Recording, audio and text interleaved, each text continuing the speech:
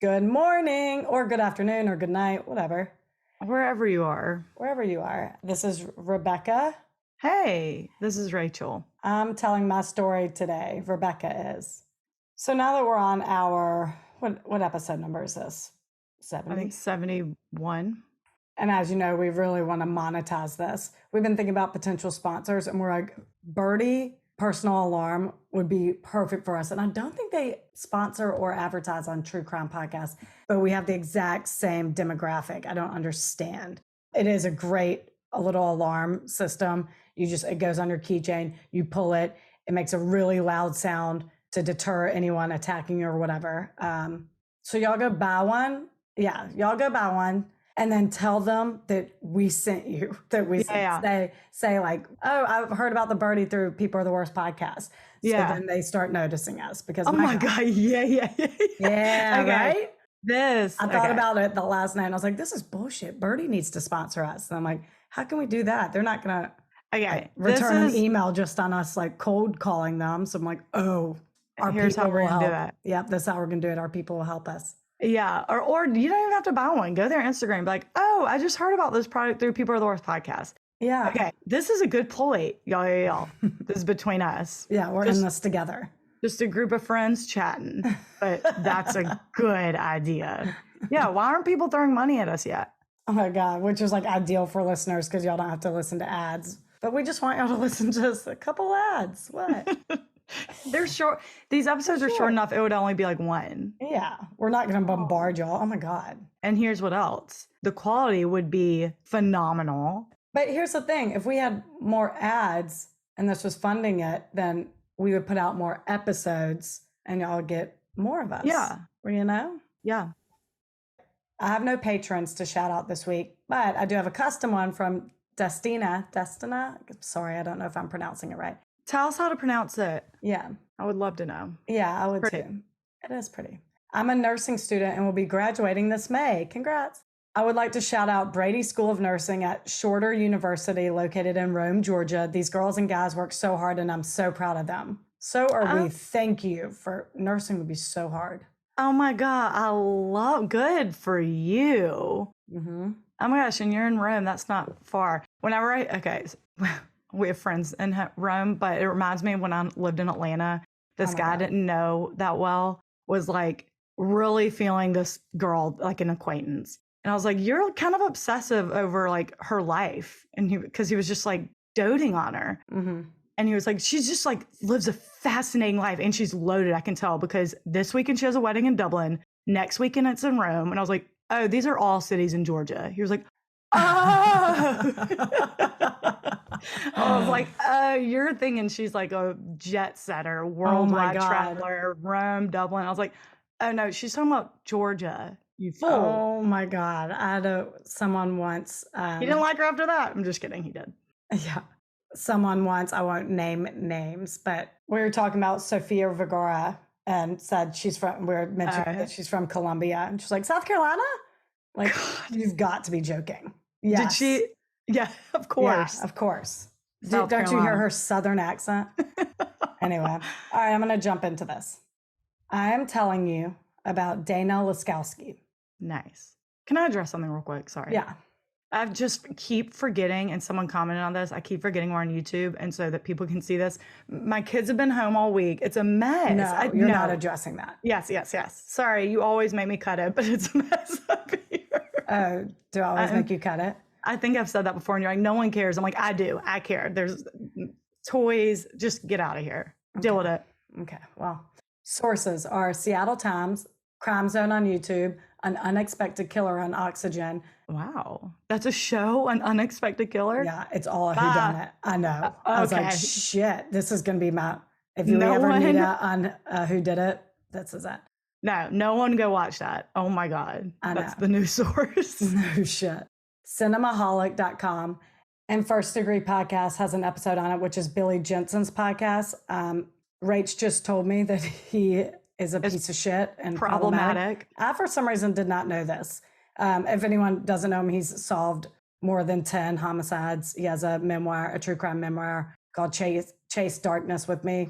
It's a New York Times bestseller. But he was she did unaware. She did not know that we should not be promoting him, but when she wrote this. So No. it's fine. If you mention him and he has a source in here, fine. But Yeah. I am aware of the allegations against him, and now Rebecca is too, and we will not talk about him again. Yeah, don't buy his book. How about that? On the morning of August 31st, 2001, a couple living in Puyallup, Washington, requested a welfare check on their nanny, 36-year-old Dana Laskowski, who didn't show up for work that day. She has never been late before, let alone ghost them completely, so police go there and no one is answering her door. They go around back and see that her back door is open. The officer walks around and it's eerily quiet, he says. He's checking one room at a time and he can't find her until he gets to the living room where he sees a woman laying on the couch covered with a blanket. At first glance, he thinks maybe she's asleep until he walks a little closer and immediately calls for backup. Oh my God. Dana's body was face down in an awkward, unnatural angle, twisted at the waist, with her arm behind her back. Her house was ransacked, but all the windows were locked and the blinds were drawn and all the doors were locked except for the back one. So whoever did it entered and exited that way, maybe using a key, maybe not. There was blood splatter on the carpet and a trail leading up to her body, which indicates a struggle or that Dana was dragged. Oh. Her shirt was pulled up, exposing her breasts, but she had not been raped. Okay. Staged. Her neck, elbows, and knees were bruised and there was blood in her mouth. Her neck and windpipe particularly had a lot of damage and the bones inside her neck were fractured. Oh. I know. I don't like it. Yeah, no one does. An autopsy showed that she had died from strangulation, suggesting a crime of passion. They thought this was also evident because the killer passed through the kitchen, which had several large knives and a knife block, and they opted not to take one. So it was concluded that it was a last-minute decision to kill her. Yeah. Now, Billy Jensen does kind of refute this on his podcast and points out that Ted Bundy didn't carry a weapon with him all the time either. He would pick something up along the way and use anything to bludgeon someone. So it's possible this was first-degree murder, but that's not what the detectives think at this point. Fuck what Billy did. You know what? Fuck him, though. The fuck does he know? Damn it. I was gonna make you feel bad for mentioning him again. What if I have the wrong guy? Oh my God, what if it's Paul Holes? It's not Paul Holes. They've cut ties too, I think. What really stood out to cops is that she didn't have any bruises on her face. Typically, when someone is strangled, they've been punched first, or there's like some sort of fight first, and maybe even been knocked out to avoid a fight. But in this case, it appeared whoever did it went straight to strangling Dana. Ooh. With the adrenaline of the victim fighting back, medical examiners said it would take a very long time for the murderer to kill her because they would constantly have to readjust their grip. Oh, gosh. Therefore, they concluded that this person was very physically strong. Ooh. I know. God, that is so scary. Cops have been made aware that Dana actually has 9-year-old triplets who are not in the house, thank God. So on paper, the idea of someone murdering Dana left people shocked. But as we get into her story, you'll learn that there's no shortage of suspects. However, it is who actually did it left everyone baffled. Oh my gosh. Okay. Sorry, she had 9-year-old triplets? Mm-hmm. Good Lord. Let me tell you a little bit about Dana. Ever since Dana was little, she was known for two things: her creativity and how nurturing she was to others. Her artistic side came from her father, who is an award-winning artist, Bill Ross. No relation to Bob Ross. Damn it. I looked. I know. God, no, there's got to be some relation. I know. I'm like, wait a minute. Was that a typo? I hope it's Bob Ross. Oh my God, that's what they meant. And her ability to care for others only grew as she got older, and she began babysitting as soon as she was allowed to. When she grew up, she even wanted to own a daycare. Whoa. Yeah, which is, God. Wow. You're a saint. You're a patient as shit. Oh my God. And of course, above everything else, she wanted to be a mom. As we know, the universe can sometimes be very cruel, and ironically, becoming a mom would not come easy to her. In 1989, at age 24, she met a man named Stan. And just as a side note, this is very weird, but a lot of articles call him Sam. Oh. Which is initially why I turned on the Unexpected Killer episode on Oxygen, because I'm like, wow, every article is saying something different. They call him Sam. but the court documents call him Stan. So I had enough, so I went to Facebook and I found him. It's Stan. Oh, well, maybe it's like Stanley Samuel. Exactly. Smith or That's what I'm whatever. thinking. But Yeah. I That's turned to weird. Facebook and it's Stan. So just in Okay. case anyone looks it up and they're like, you even got his name wrong, you moron. I don't know. See? Yeah, we know. They fell in love and married pretty quickly and wanted to start a family, but she had difficulty getting pregnant. Heart goes out to anyone who has experienced this. I realize I'm very lucky to have never experienced this type of frustration or stress. I have my own issues, don't worry, but this happens to not be one of them. And I recognize how extremely lucky I am. Oh my God, no, it's really hard. Oh, I can't. So sad. Yeah. After 4 years of fertility treatment, she finally got everything she wanted and found out she was pregnant with not only one, not only two, but triplets, 2 boys and a girl. Oh She my was God. ecstatic. This is 1989? Yeah. Wow. Dana actually did an interview with Seattle Times in 1994 explaining that at only 5 months pregnant, her water broke and they told her that she would likely have to give birth within 72 hours and she would lose the baby girl. No. Which obviously left her devastated. She said that her and Stan stayed up all night crying. Oh. They put her on absolute bed rest in the hospital and she miraculously held those babies in for 13 more weeks. Nuh-uh. Yep. So April 1993, at 32 weeks, she gave birth to 3 beautiful babies. The girl was 3 pounds, the boy was 4, and the other boy is 4.5. Oh, that's great. Okay, sorry. They met in 1989. I thought she got pregnant in 1989. Oh, yeah. Damn. No. I'm sorry. No, she. Yeah. Okay. Wow. Mm-hmm. Like 1 newborn is a ton of work, let alone 3. And in fact, according to Crime Zone, she did another interview in 1996 when she was asked about some of the day-to-day challenges. And she recalled a recent trip to the grocery store where she very meticulously planned the outing.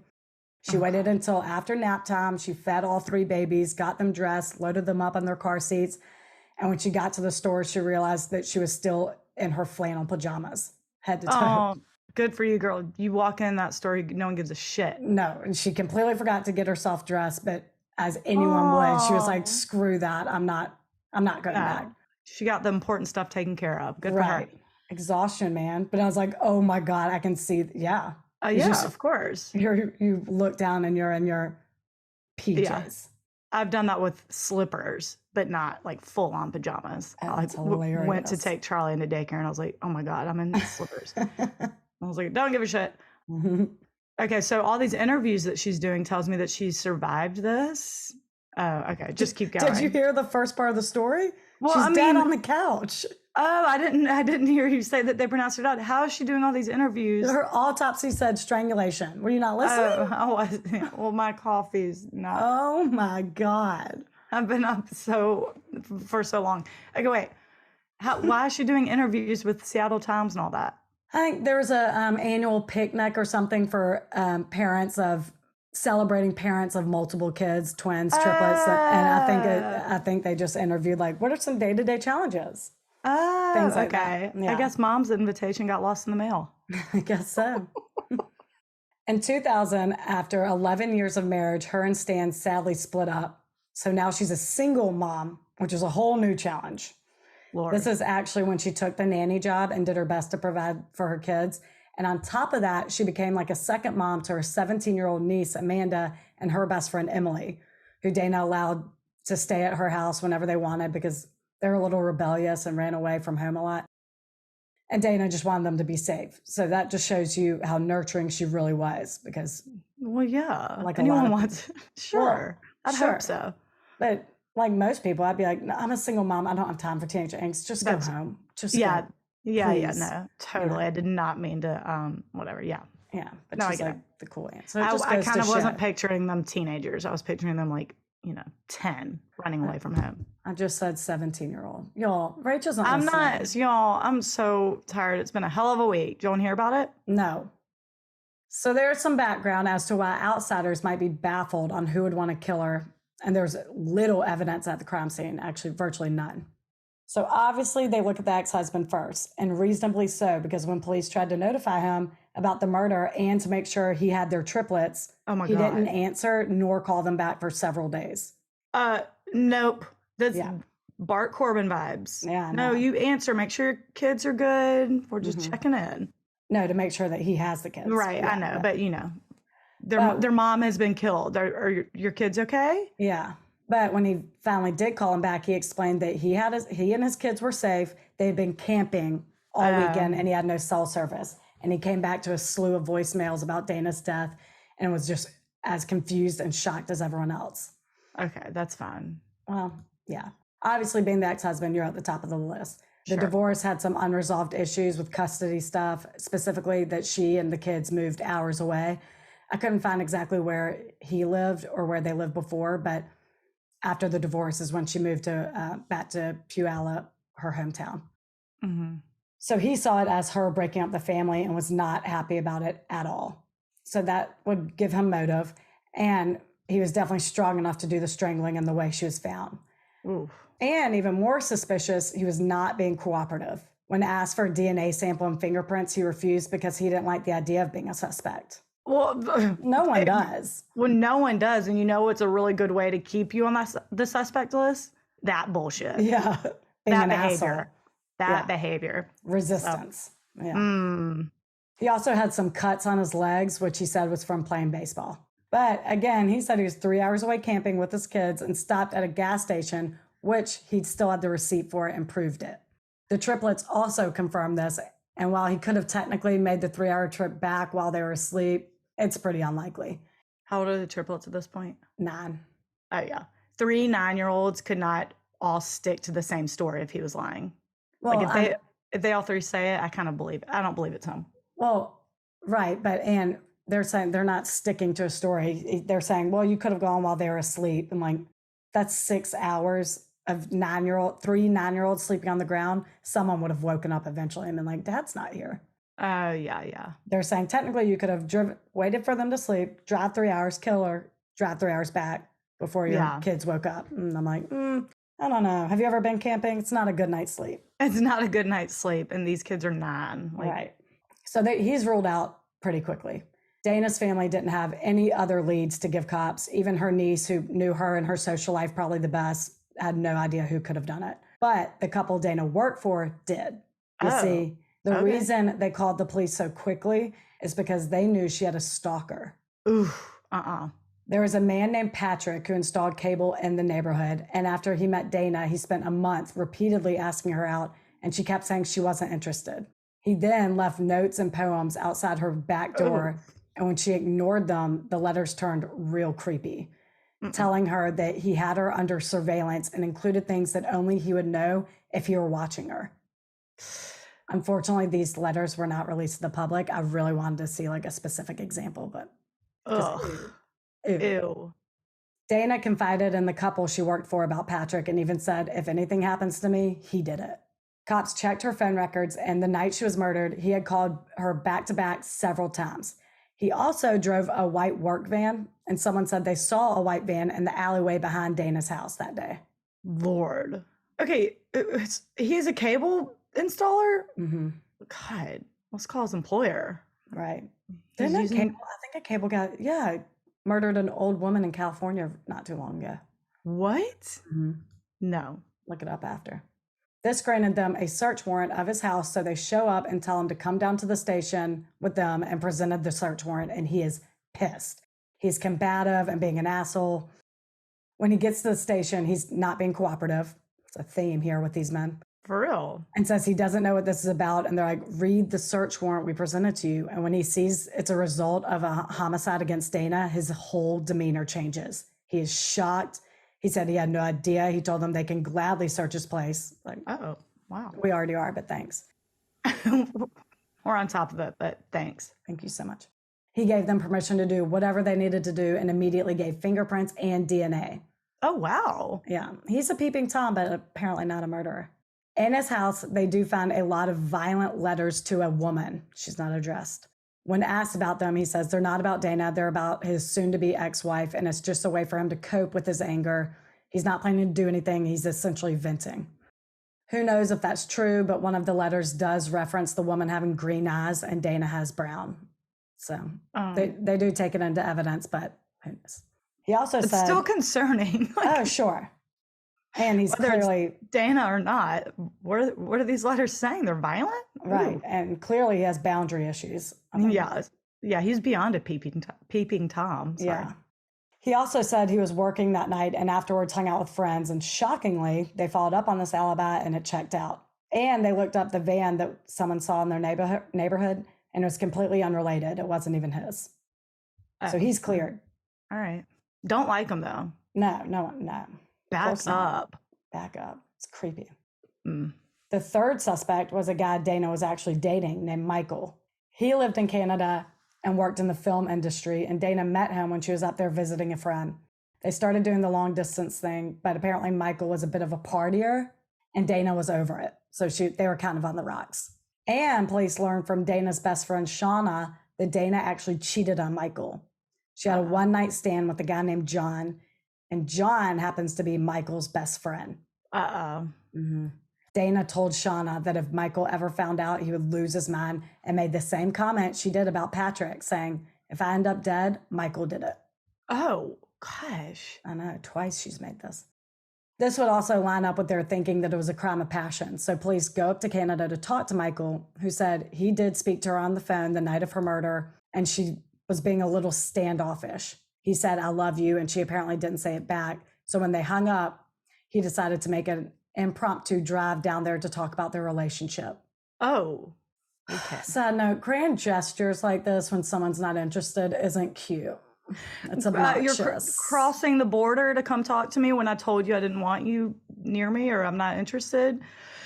Or I'm losing interest. It's not like, good. It's just, come on, read the room. She doesn't say I love you back. She certainly doesn't want you to show up at her house.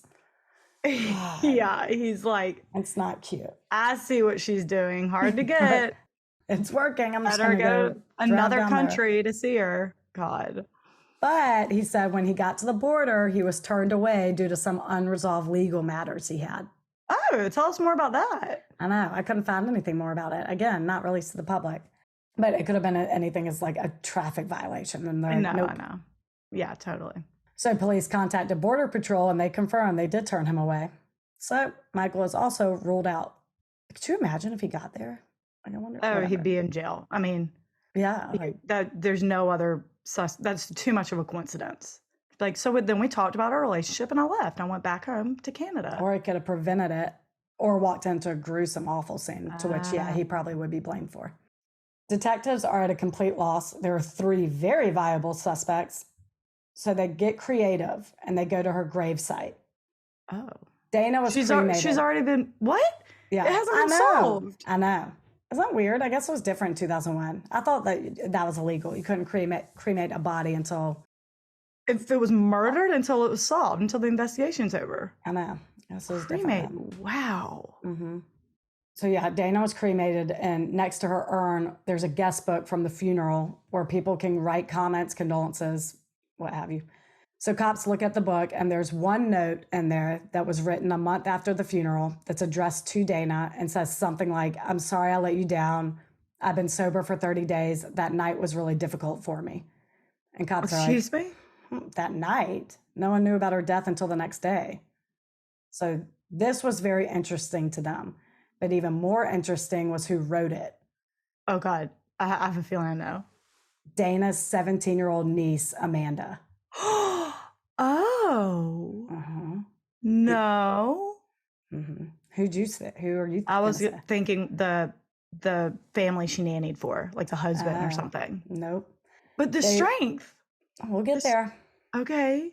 They looked more into Amanda and learned that she and her friends were all, quote, troubled. I don't know what this means. Come on. And they hung out at a park downtown, Pioneer Park, if you're in the area. And Seattle?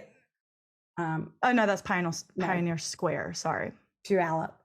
Yeah. And they would just get into mischief, these damn kids, and rock and roll music.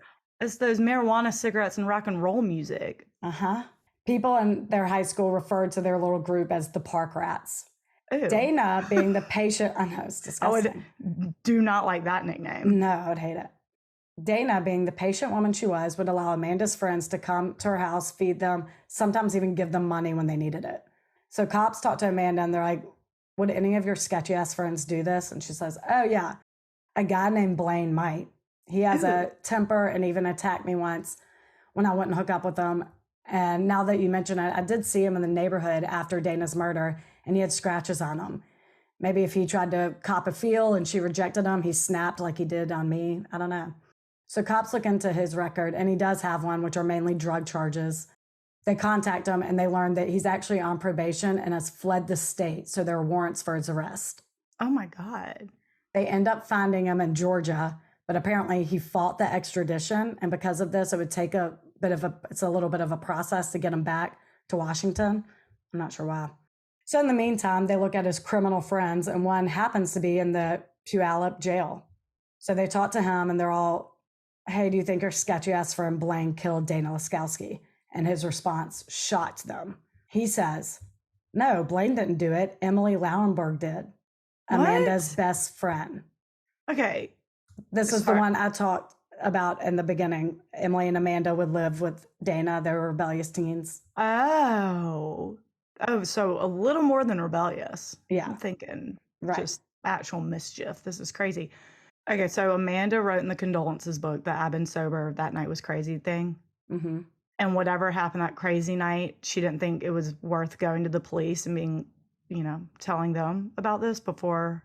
No, she was too scared because she was there to watch. Oh, Getting into it now. ooh, Yeah, it's fucked. wow. She thought that condolences book was just for, She thought it was just between her and the Lord. I mean, wow.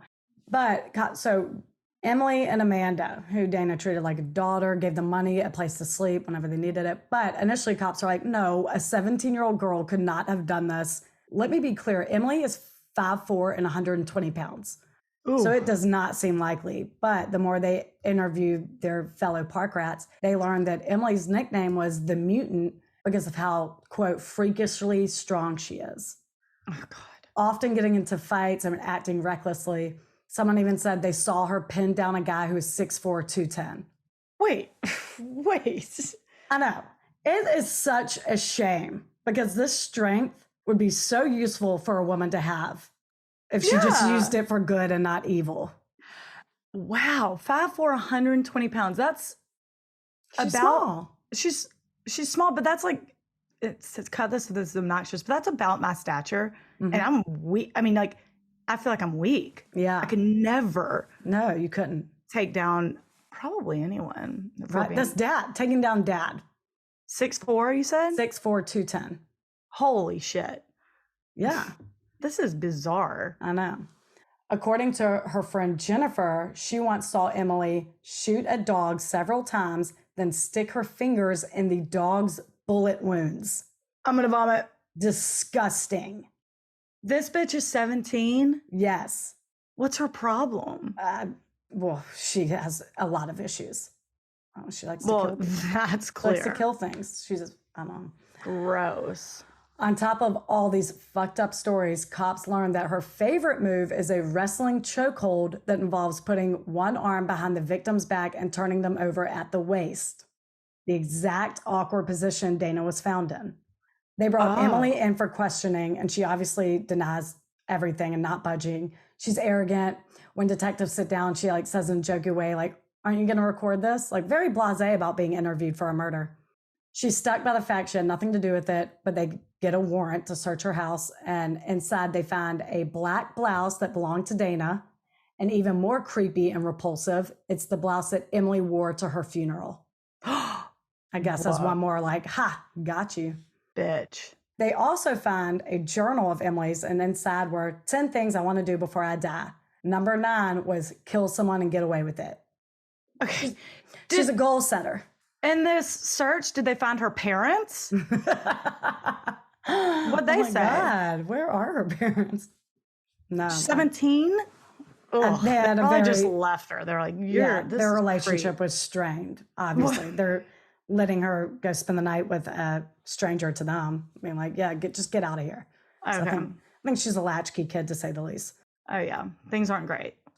Other Wow. things on the list, just to, if you're curious, go to Amsterdam and smoke weed legally, own a dwarf horse and lamb, start a fatty club.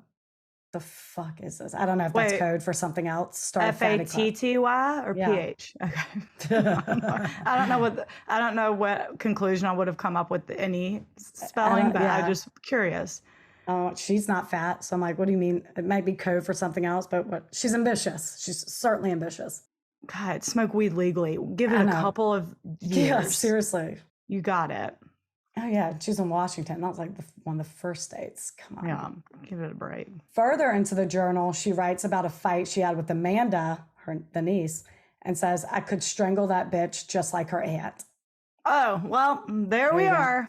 Sure, it could be a lie, but detectives move forward with the case against her, knowing this is likely the closest thing to a confession they're going to get, and they charge her with first-degree murder. Don't worry, it's not over, and you will be infuriated. Oh, great. Knowing this would be a challenge because it's all circumstantial, detectives bring Amanda in for an interview one final time, and they tell her they know she lied about who killed her aunt, and if she didn't cooperate, she'd be charged with conspiracy after the fact. And it worked because Amanda broke down and confessed and said, this is what happened. Amanda and Emily came to Dana's house, effed up on God knows what, but drugs. They asked Dana for money, but started being very rude to her, almost like picking a fight. And Dana could see that they were obviously high and told them they needed to leave. And this apparently is when Emily snapped. She attacked her in a full-blown rage and put her in the wrestling hold before grabbing a scarf, wrapping it around her neck, and strangling her. This is when Amanda got scared, so she turned her back, just turned her back and closed her eyes and said she heard a crack, a gurgle, and terrifying gasp, and then it went silent. Thank God those kids were not home. No shit. Oh my God. After seeing Dana was dead, they took her wallet and fled. The reason why she did it is still a little spotty. It could be argued that she's just a hothead who snapped while on drugs. But according to First Degree Podcast, there was once something a little more between Amanda and Emily romantically. And it was concluded that Emily was threatened by Dana because Amanda would always ditch her. Wait. Grow the fuck up. Are you serious? Stop it. Her aunt. Get over it. God. Amanda testifying against Emily was really the only shot the cops had at a conviction since there wasn't any physical evidence. So they struck a deal with Amanda. In exchange for her testimony, she wouldn't be faced with any charges. Even with this, prosecutors were nervous that the jurors wouldn't buy it, and the defense could easily explain everything else away. The blouse, the journal entry could have been an angry rant, etc. But was the prosecutor like, but did y'all hear the dog story? Let's just right. Let's and just this is what do away with her anyway. I mean, honestly. Just kidding. I know you can't do that. Blah, blah, blah, you know. So to avoid Emily walking free, they struck a plea deal with her and allowed her to plead guilty to a lesser charge of manslaughter to guarantee some jail time. And on January 21st, 2004, Emily was sentenced to 6.5 years in prison and served 5.5 years. What? So she's getting out when she's like 22 or 30. So young. To me, she achieved her goal. She did. She pretty much got away. She got away with it. Yeah, she did. Mark number 9 off the list or whatever the hell. Mm-hmm. So she's out now. And she was, again, young when she was released. Oh, I'm scared. She has her whole life ahead of her. The triplets went on to live with their father and seem to be doing well. And Emily has since changed her name, gotten married, and has kids of her own. And let me tell you, I dug for her new name. I went to Reddit, I went to Facebook, everywhere looking for someone to out her in the comments, but nothing. There is one chick, it might be. I'm not going to say her name in case it's not. I was about to say, you don't do it. I'm scared. I'm not. I won't. But if I were confident, if I were sure, I would. No, you wouldn't. Sure, I would. Oh, God. I did it with Carla Homolka now. Oh, well, that's like very, very public. Well, that's what this bitch is hiding. She might snap when she finds out who you are. And more importantly, who your twin sister is. This podcast could get a whole lot more interesting if we had a murderer after us. Oh, God. I can't speak of it. I got to get back. Someone who murdered a mother of 3 got 5 years. She was tried as an adult, too, even though she was 17. I just assumed that. She had violent tendencies, killing animals. I mean, it's not even like she could say she was coerced by an abusive partner or something. She wrote it out. This was a goal of hers. She is violent. She is a threat to society. And she is who is the worst this week.